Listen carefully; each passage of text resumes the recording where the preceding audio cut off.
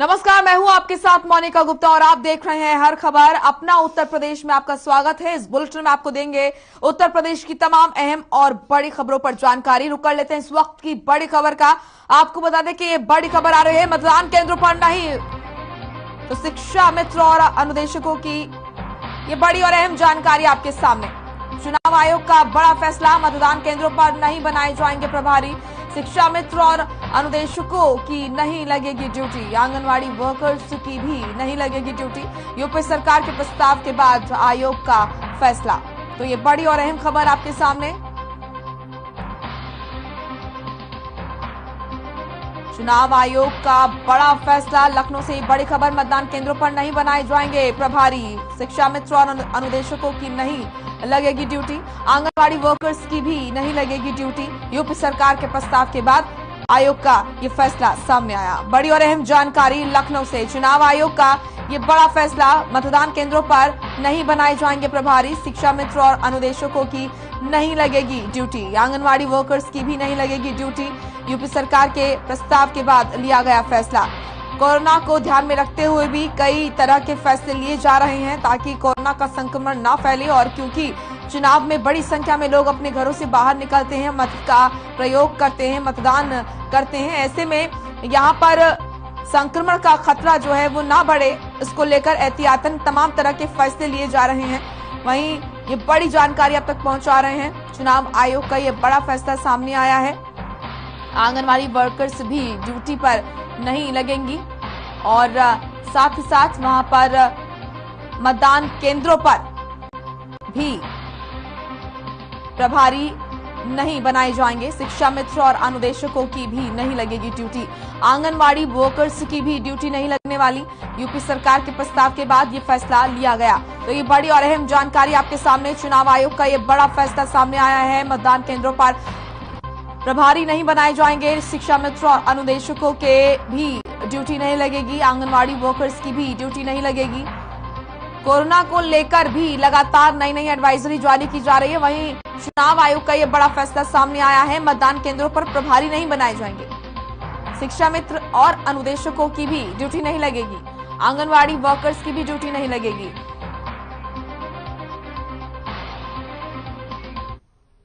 चलिए अब रुक करेंगे मथुरा का। छत्तीसगढ़ के सीएम भूपेश बघेल पहुंचे हैं वृंदावन। बांके बिहारी मंदिर में उन्होंने पूजा अर्चना की। इसी के साथ आपको बता दें कि कांग्रेस प्रत्याशी प्रदीप माथुर के लिए वो वोट मांगेंगे। तो बड़ी और अहम जानकारी आपके सामने मथुरा से, जहां पर छत्तीसगढ़ के सीएम भूपेश बघेल पहुंचे और बांके बिहारी मंदिर में उन्होंने पूजा अर्चना की। विधि विधान के साथ कांग्रेस प्रत्याशी प्रदीप माथुर के लिए वो वोट मांगेंगे। उत्तर प्रदेश चुनाव को लेकर तमाम पार्टियां अपनी कमर कस चुकी हैं और लगातार अपनी रणनीति बना रही हैं। इसी को लेकर चाहे भारतीय जनता पार्टी हो या फिर कांग्रेस, हर पार्टी के बड़े अधिकारी, बड़े नेता अपने प्रत्याशियों के लिए वोट मांग रहे हैं और प्रचार कर रहे हैं।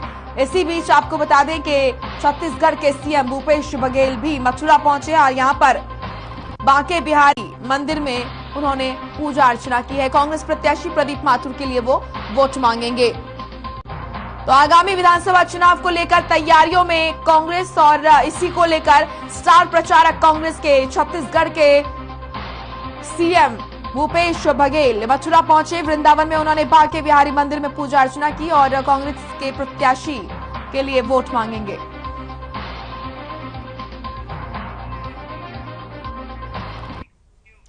उत्तर प्रदेश में विधानसभा चुनाव से पहले समाजवादी पार्टी ने 300 यूनिट फ्री बिजली का अभियान शुरू कर दिया है। सपा अध्यक्ष अखिलेश यादव ने बताया कि ये अभियान कल से शुरू होगा। उन्होंने कहा जो लोग फ्री बिजली पानी चाहते हैं वो सपा पार्टी द्वारा दिए जाने वाले फॉर्म में अपना नाम लिखाएं। ये वही नाम होना चाहिए जो मौजूदा बिजली बिलों पर आ रहा है। इतना ही नहीं, अखिलेश ने कहा यूपी सरकार पिछले 3 से 4 महीने में लोगों को बिजली बिल नहीं भेज रही है। बिल इसलिए नहीं भेजे जा रहे हैं क्योंकि ये बहुत ज्यादा राशि के हैं। सरकार को पता है कि अगर ये बिल भेजे जाते हैं तो जनता इस तरह से जवाब देगी कि इन्हें जोर का झटका लगेगा। बीजेपी प्रत्याशियों की जमानत जब्त हो जाएगी।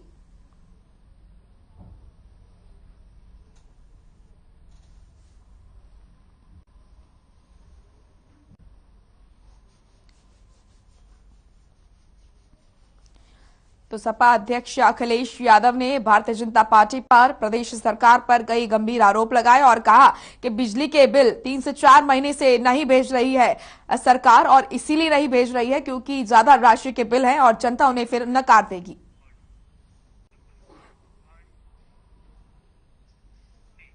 मीटर्स की शिकायतें थी। मीटर्स वो होने चाहिए जो रेगुलेटर्स या रेगुलेशन अथॉरिटी है जो अप्रूव करे।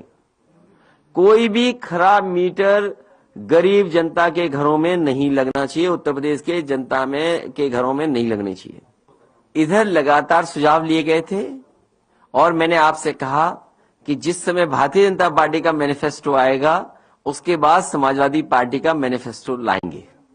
और बहुत सारे सुझाव हमें समय समय पर मिले हैं, सोशल मीडिया के माध्यम से ही मिले हैं, हमारे शुभचिंतक हैं उन्होंने भी दिए हैं, समय समय पर किसान संगठन के लोग मिले हैं या और संस्थाओं के लोग मिले, उन्होंने भी बहुत महत्वपूर्ण सुझाव दिए हैं। बड़े पैमाने पे डॉक्टर्स मिले हैं, लगातार डॉक्टर्स भी संपर्क में, उन्होंने भी कुछ सुझाव दिए हैं। तो लगातार सुझाव समाजवादी पार्टी को मिले हैं, जिन्होंने दिए हैं उनके सुझावों को रखा है। और मैं फिर भी कहता हूं, अगर कोई सुझाव देना चाहता है तो आज इतने प्लेटफॉर्म्स हैं समाजवादी पार्टी के, मेरे पास भी है, इनबॉक्स भी बहुत सारे मैसेजेस मिले हैं। जैसी तारीखें चुनाव की घोषित हुई या पिछले 1 साल से लगातार लोग कुछ न कुछ सुझाव दे रहे हैं।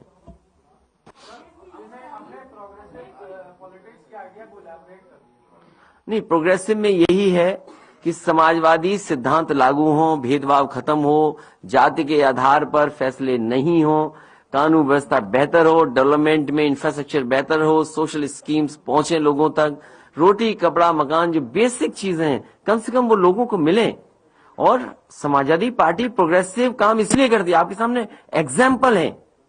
लखनऊ में आप देखिए वर्ल्ड क्लास मेट्रो है कि नहीं है, उसी तरह की metro Noida to greater Noida world class है कि नहीं है। आप आगरा की वर्ल्ड क्लास मेट्रो बन रही कि नहीं बन रही, कानपुर में वर्ल्ड क्लास मेट्रो दी कि नहीं दी। ये तमाम पॉलिटिकल पार्टीज के बड़े बड़े नेताओं ने कहा कि नदियां साफ हों। आज दुनिया में बहस इस बात की होती कि नदियां कैसे साफ हों, पानी कैसे साफ मिले। तो एग्जाम्पलरी वर्क किया समाजवादी पार्टी ने, जो गोमती को साफ करके दिखाया। 900 मीटर अगर जुड़ गई होती तो शहर में साफ गोमती बहती। वर्णा पे काम शुरू कर दिया, आपकी इंस्टीट्यूशन बनाई बड़ी बड़ी, चाहे आपके कैंसर इंस्टीट्यूट बनी हो, क्योंकि यहाँ के गरीब लोगों को इलाज कराने बंबई जाना पड़ता है, दिल्ली जाना पड़ता है, महंगा इलाज कैंसर का है और इलाज लोग नहीं करा पाते हैं। इसलिए समाजवादी सरकार में कैंसर इंस्टीट्यूट बनी। ये सब प्रोग्रेसिव है। लैपटॉप डिस्ट्रीब्यूशन करना, ये प्रोग्रेसिव सोच थी। समाजवादी पेंशन देना गरीब माताओं बहनों का, हो सकता है कि कल हम समाजवादी पेंशन को लेकर के आप लोगों को फिर तकलीफ दें एक बार।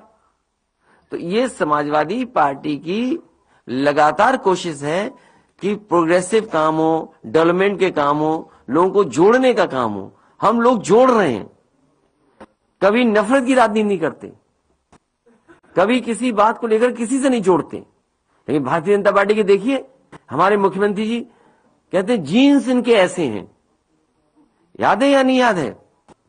अभी कुछ दिन पहले मुख्यमंत्री जी ने कहा कि हमारे जीन्स ऐसे हैं। तो मैं तो चाहूंगा कि मुख्यमंत्री जी हमारा आपका दोनों का सैंपल ले लो, जीन्स चेक कर लो किसके कैसे हैं। हमारा भी सैंपल भेज दो डॉक्टर, हम भी दे रहे हैं, अपना भी सैंपल दे दो। तो ये प्रोग्रेसिव है कि हम जीन्स पे बात नहीं करते। वहीं लखनऊ में राष्ट्रीय उदय पार्टी के मुखिया बाबूराम ने ओम प्रकाश राजभर के खिलाफ बगावत के सुर तेज कर दिए हैं। वहीं इस दौरान बाबूराम पाल ने बताया कि राष्ट्रीय उदय पार्टी ने दिन रात मेहनत करके भागीदारी संकल्प मोर्चे को मजबूत करने में एक अहम भूमिका निभाई थी और करीब 50 जिलों में 75 विधानसभा में संगठन को खड़ा किया। उसके बाद ओम प्रकाश राजभर ने जब समाजवादी पार्टी से गठबंधन किया तब भी यहां पर हलदरपुर जिला मऊ में महापंचायत में राष्ट्रीय उदय पार्टी राजभर के साथ खड़ी हुई थी। लेकिन वर्तमान परिस्थितियों में जब सीटों के बंटवारे और हिस्सेदारी की बात हुई तो राष्ट्रीय उदय पार्टी पाल बघेल यहां पर धनगर समाज के साथ अनदेखी की जाने लगी है।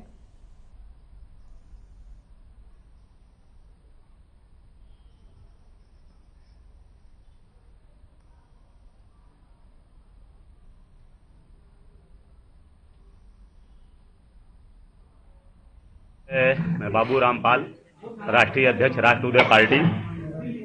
आज का ये हमारा पत्रकार वार्ता हम भागीदारी संकल्प मोर्चा माननीय सुहेलदेव भारतीय समाज पार्टी के राष्ट्रीय अध्यक्ष ओम प्रकाश राजभर जी के साथ पिछले लगभग 2 साल से ज्यादा समय से हम निरंतर संघर्ष कर रहा हूं।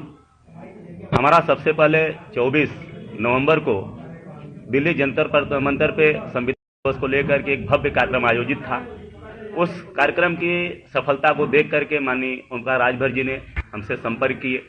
बोले बाबू राम जी आइए हम सब एक मोर्चा बनाते हैं, क्योंकि अकेले अकेले लड़ेंगे तो हम कोई जीत नहीं पाएंगे।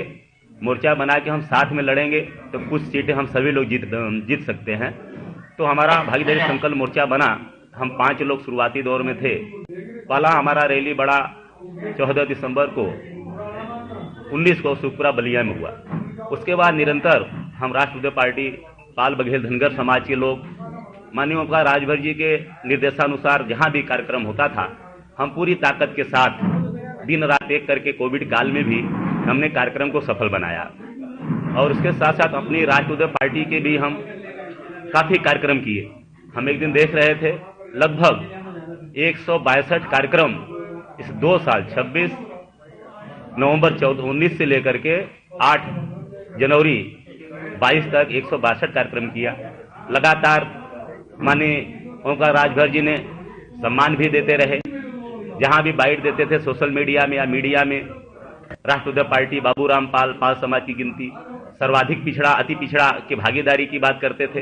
हम सभी लोगों को बहुत विश्वास था कि सही मामले में यह जो नेता हैं हम सभी सर्वाधिक पिछड़ा अति पिछड़ा समाज को भागीदारी दिलाएंगे, राजनीतिक भागीदारी।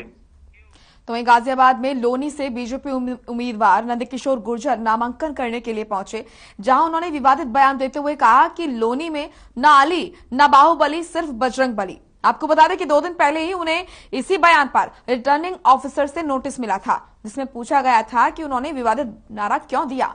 नोटिस का जवाब देने के लिए उन्हें 3 दिन का वक्त भी दिया गया था। बावजूद इसके आज फिर उन्होंने इसी बयान को दोहराया।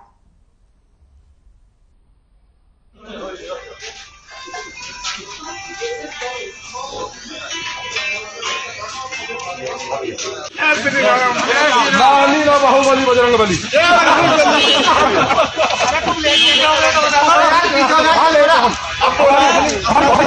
यार वीडियो के रेगुलर बनाएगा तू क्यों भैया? अरे कितना खींचेगा तू भी? नंदू भाई 1 मिनट करना, 1 मिनट नंदू भाई वीडियो बनाना यार बीच में कहा। अरे कब तक कौन बैठा है? वहीं बीजेपी ने सोमवार को चुनावी अभियान को धार देने के लिए चुनावी गाने को लॉन्च किया। बीजेपी के ट्विटर, फेसबुक और इंस्टाग्राम हैंडल पर जारी किए गए गाने से बीजेपी ने सपा, बसपा और पूर्व सरकारों के भ्रष्टाचार, गुंडाराज, दंगाराज की याद दिलाई। वहीं जनता को जनार्दन बताकर इन बातों को न भूलने की अपील की है। गाने में बीजेपी सरकार बनाने का अनुरोध भी किया है। बीजेपी की ओर से जारी किए गए गाने के बोल, कमल का ही बटन दबाना भूल नहीं जाना रे। अरे भैया जी ध्यान किधर है? अरे बहना ध्यान किधर है? आने वाले 5 वर्षों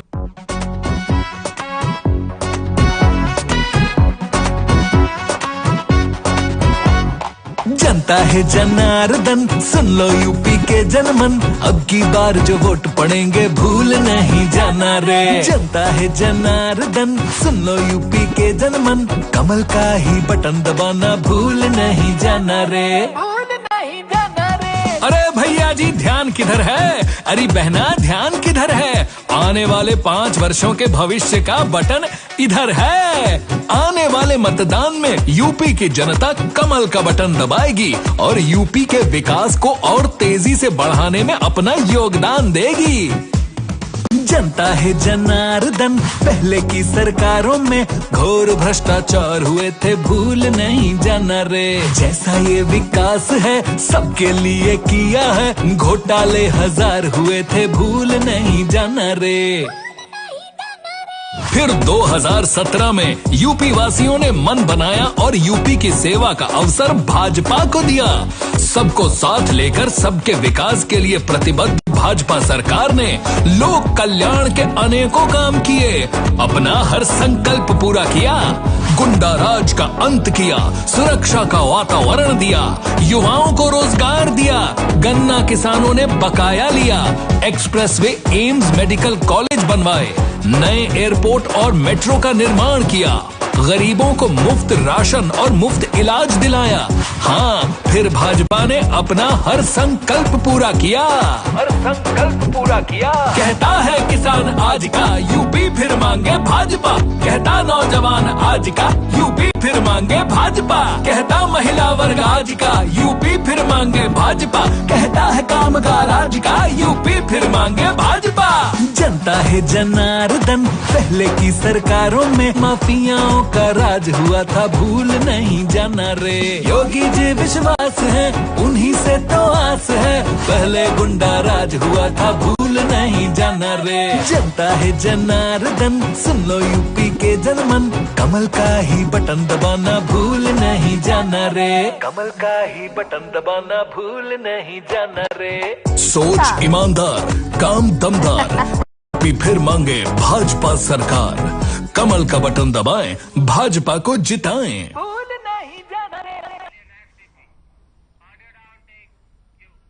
तो यूपी के अमेठी में मामूली बात को लेकर दो पक्षों में जमकर मारपीट हुई, जहां एक पक्ष के कुछ लोगों ने दूसरे पक्ष के घर में घुसकर मारपीट की, जिसमें एक लड़की गंभीर रूप से घायल हो गई, जिसे आनन फानन में इलाज के लिए सामुदायिक स्वास्थ्य केंद्र में भर्ती कराया गया है।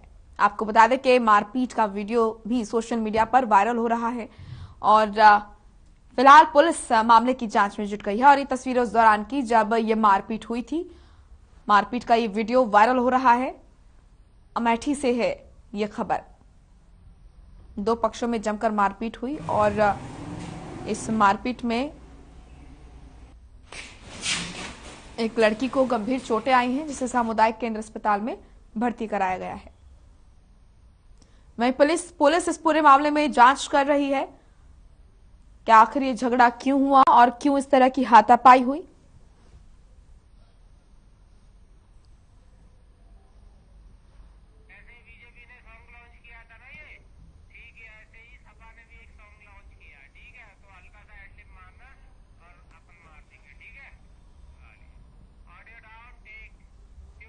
वहीं विधानसभा चुनाव को लेकर तमाम पार्टियां अपनी तैयारी कर रही है। जहां बीजेपी ने अपना गाना लॉन्च किया तो वहीं सपा भी कैसे पीछे रह सकती थी। सपा ने भी अपना गाना लॉन्च किया है।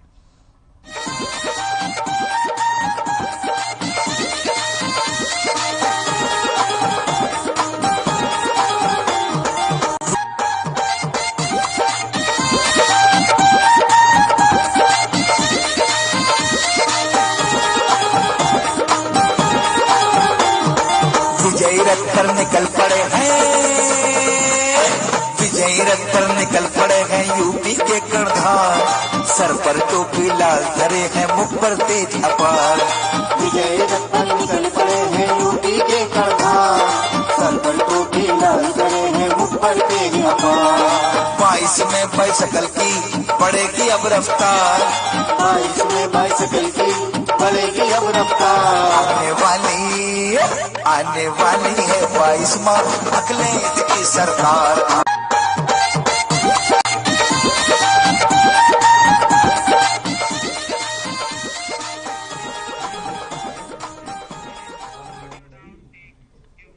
वहीं मैनपुरी में पुलिस के हाथ तस्करी करके लाई जा रही शराब का जखीरा लगा है।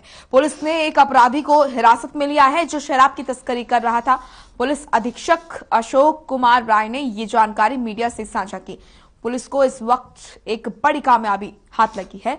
जब हरियाणा से अंग्रेजी शराब तस्करी के लिए मैनपुरी लाई जा रही थी तब ये कामयाबी हाथ लगी। तभी मुखबिर की सूचना पर पुलिस ने कार्रवाई की और एक बड़े टैंकर से भारी मात्रा में शराब को बरामद किया गया।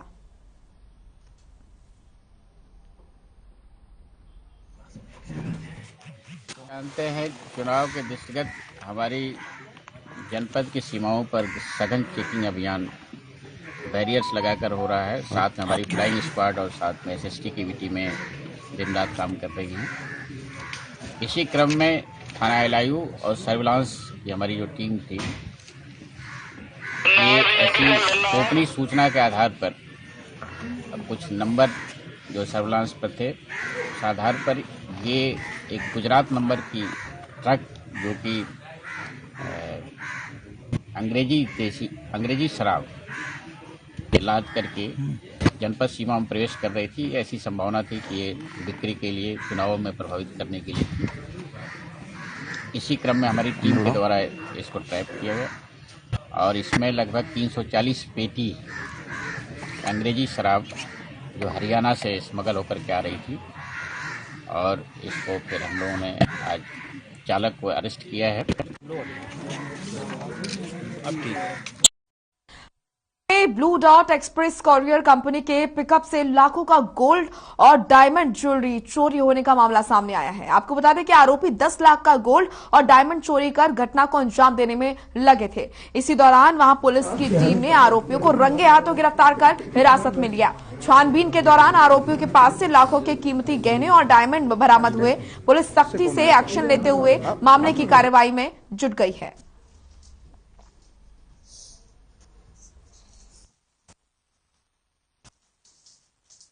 कुरियर भेजा जाता है, उसमें से पैकेज गायब है, चोरी कर लिया गया है और उनके द्वारा ये भी बताया गया हाई वैल्यू पैकेज था।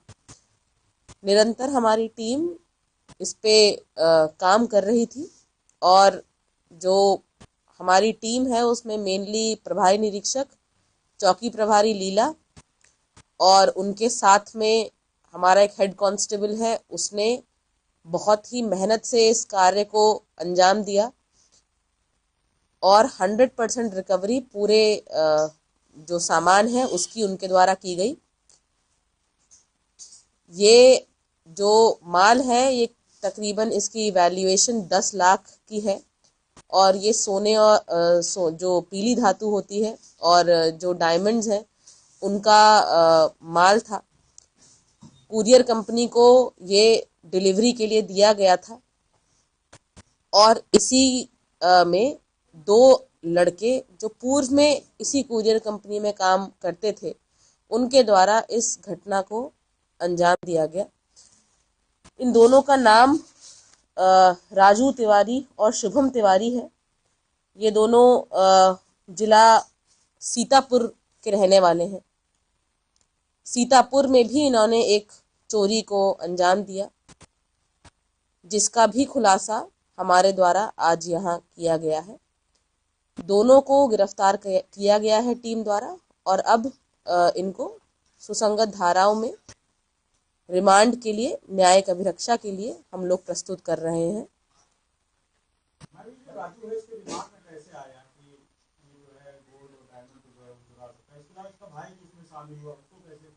देखिए, पूर्व में ये लोग क्योंकि इसी कंपनी में कार्य कर रहे थे तो इनको जो कंपनी की वर्किंग थी पूरी वो अच्छी तरीके से पता थी।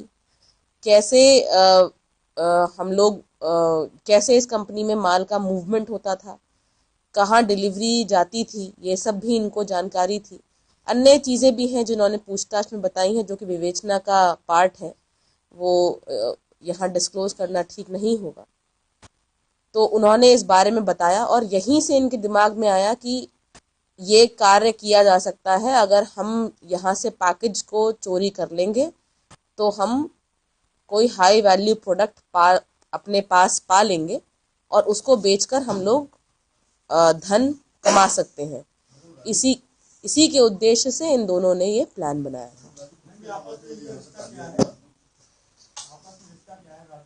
ब्रदर्स हैं।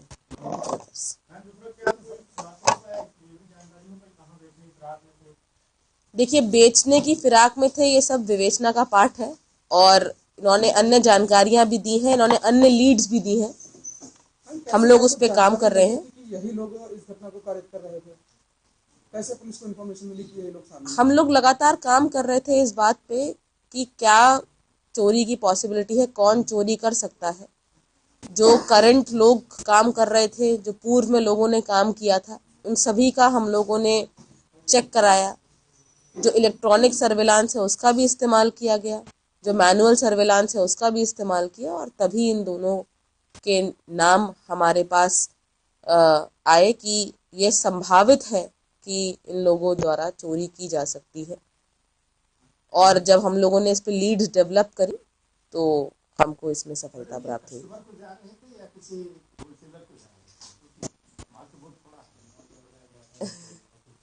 देखिए, ये एक डिलीवरी थी और डिलीवरी जो कंपनी है उसके द्वारा ये मुकदमा हमारे पास दर्ज कराया गया। ये किसको जा रहे थे, that is the prerogative of the delivery company and we will take that up in.